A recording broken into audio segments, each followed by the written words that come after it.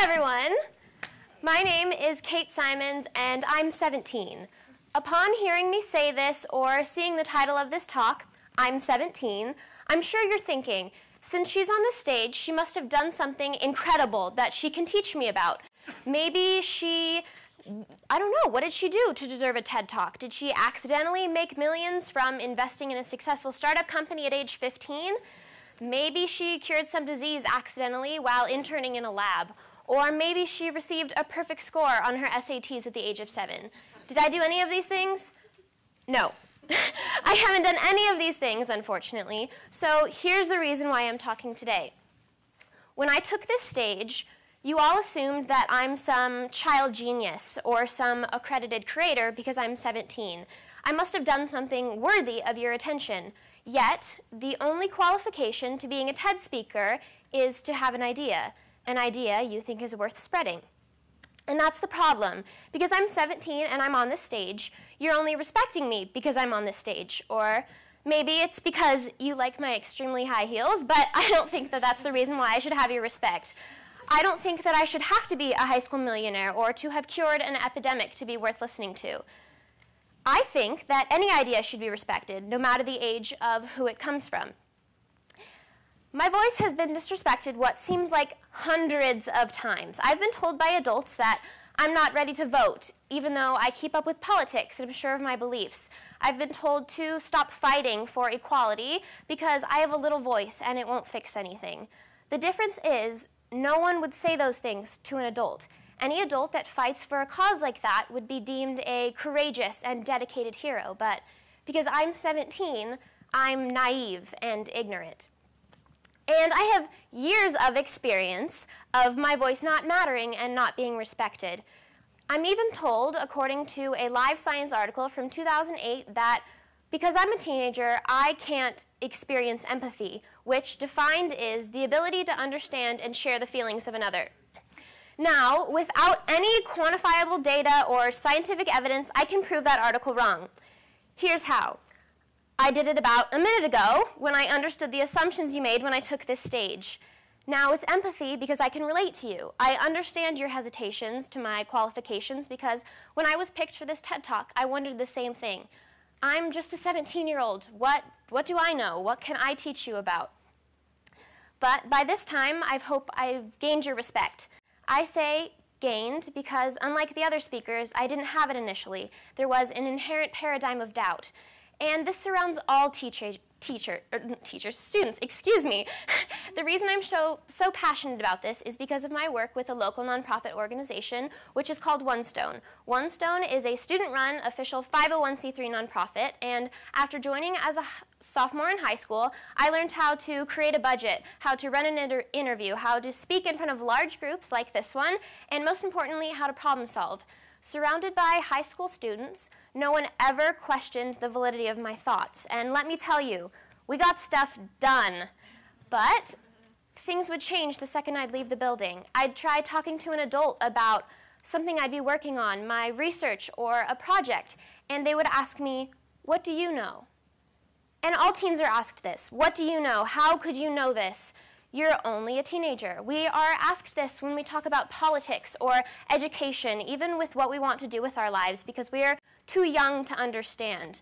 Just because we have vertical driver's licenses and you all have horizontal driver's licenses, apparently we don't know what love is. We can't know what we shouldn't believe. We don't get to deserve, or we don't get to talk about education or politics. Because we don't live in the quote-unquote real world, we actually do not get to speak for ourselves. Now, at this point, you may have noticed that I'm not using slides. Part of the reason why is that I don't really need them.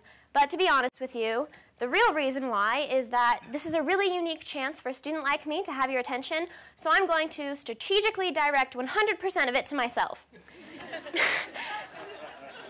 This problem is bigger than it sounds. From my contrasting experiences at One Stone, and with the help of the amazing teachers I've had, I've become fully aware of the constant belittling that occurs to student voices.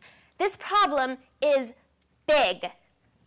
Look at our education system. As students, we have no say in what we learn or how we learn it, yet we're expected to absorb it all, take it all in, and be able to run the world someday. We're expected to raise our hands to use the restroom, then 3 months later, be ready to go to college or have a full-time job, support ourselves, and live on our own. It's not logical. My mom is an elementary school teacher, and I always hear her and her colleagues talking about how kindergartners, when asked a question, are thrilled to be raising their hands, all of them. Yet, as you increase the grade level, fewer and fewer hands are raised each year. Now, in my senior classes in high school, it's common that when asked a question, no one raises their hand, and the teacher has to call out names from a roster. I think this is because A, students aren't confident in their own answers, B, students have been made fun of for answering too many questions correctly, or C, their students aren't listening. Maybe they're texting in their lap, or most likely just extremely disinterested. And these are all three really big problems. Students have lost sight of their education's value and have therefore stopped learning. Because we're told, you don't get it, you're 17, you don't deserve to have the control over what you learn. And this statement and this mindset are toxic. It's gotten to the point where we've begun to stop listening to ourselves. Sometimes I'll catch myself on a wild train of thought and stop myself thinking, self, stop thinking about this.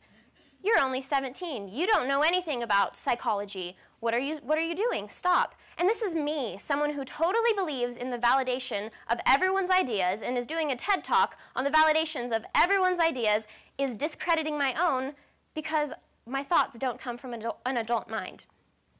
Last spring, my friend and I started a club.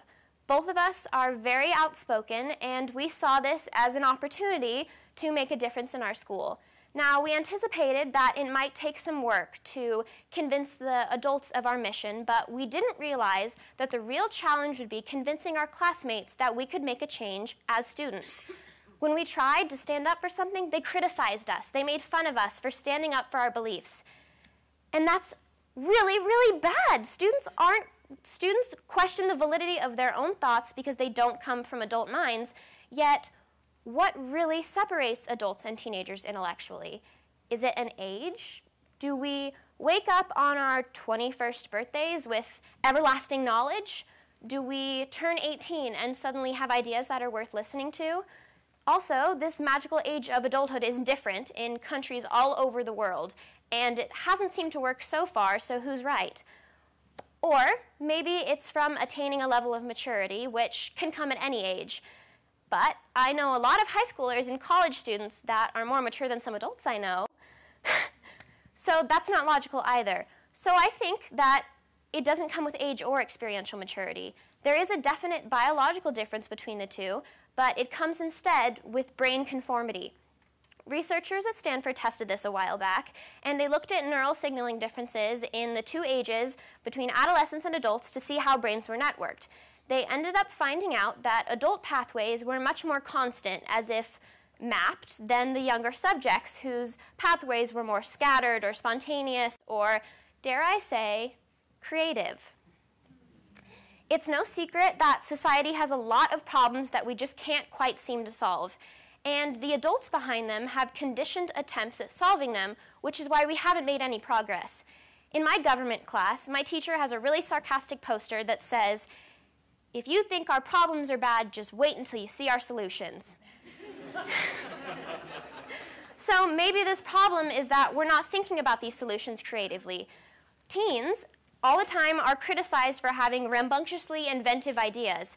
But instead of making fun of these teenagers, maybe the problem is that we should be harnessing these ideas. We should be tapping into these spontaneous brain pathways and using them to solve these problems. So, this is my idea worth spreading. A world of creative collaboration between adults and students. It's a world where adults listen and respect student ideas, and a world where students respect and listen to their own ideas.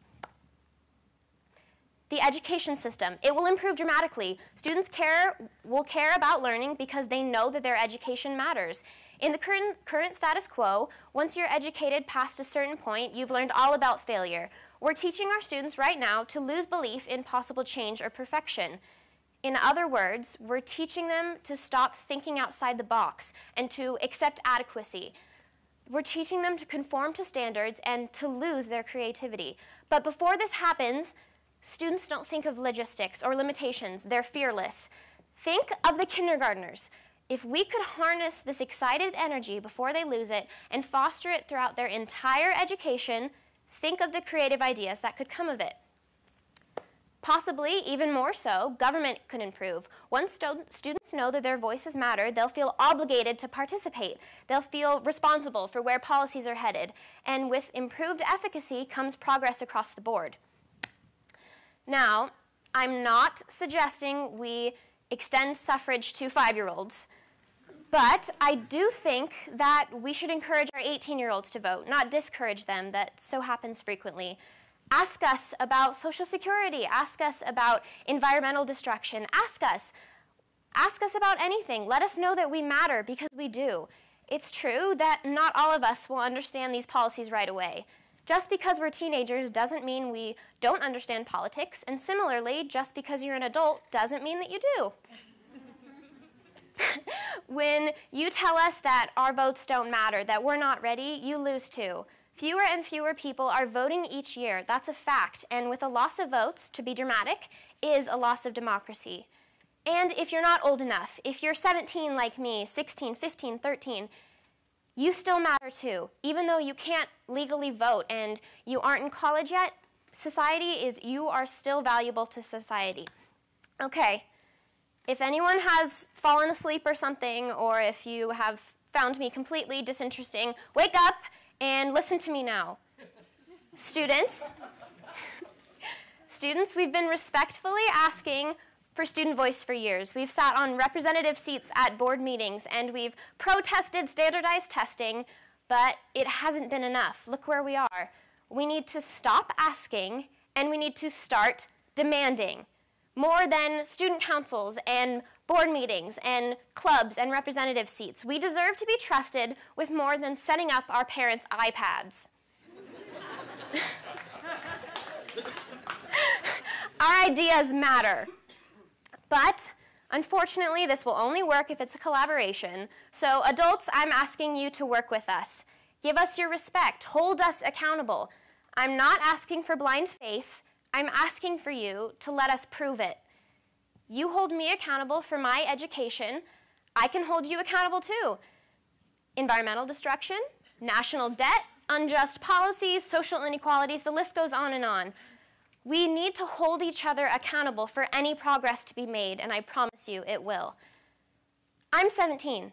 I haven't won a Nobel Peace Prize. I haven't solved inequality. I haven't solved poverty. I haven't done any of the cool things that I mentioned earlier. But the difference is, I know that I can. Teens, you need to believe in your voices, and adults, you need to listen. Thank you.